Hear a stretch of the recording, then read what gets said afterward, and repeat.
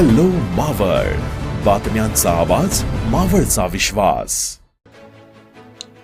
मावळ तालुक्यात देहू नगर पंचायत, वडगाव नगर पंचायत, लोणावळा नगर परिषद, पंचायत समिती आणि जिल्हा परिषद अशा प्रमुख स्थानिक स्वराज्य संस्थांमध्ये राष्ट्रवादी काँग्रेसची एकहाती सत्ता आहे. मात्र अलीकडच्या काळात अधिकाऱ्यांच्या दालनाला टाळे ठोकणं, त्यांना कार्यालयीन कामकाज करण्यापासून रोखण्याच्या घटनांनंतर तालुक्यात नागरिकांमध्ये विविध चर्चांना उधाण आलं आहे.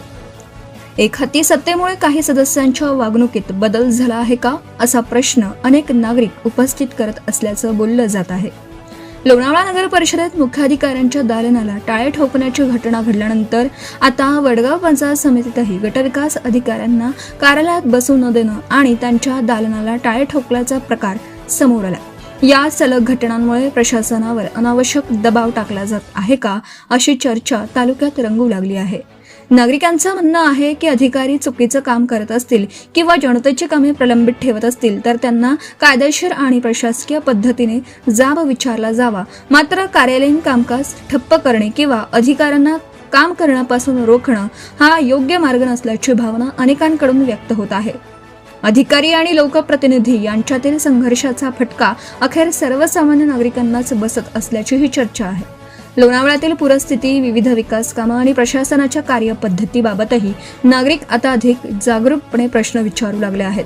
त्यामुळे लोकप्रतिनिधी आणि अधिकारी यांनी परस्पर संघर्षाऐवजी समन्वयाने काम करून नागरिकांच्या प्रश्नांना प्राधान्य द्यावं, अशी अपेक्षा व्यक्त होत आहे.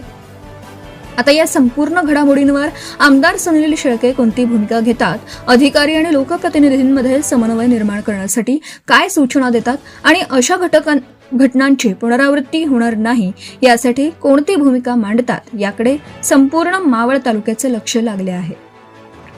प्रशासनावर लोकप्रतिनिधींचे नियंत्रण असणं आवश्यक असले तरी ते लोकशाहीच्या चौकटीत राहून आणि जनहिताला प्राधान्य देत असावे, अशी चर्चा सध्या तालुक्यात सर्वत्र सुरू असल्याचं चित्र आहे.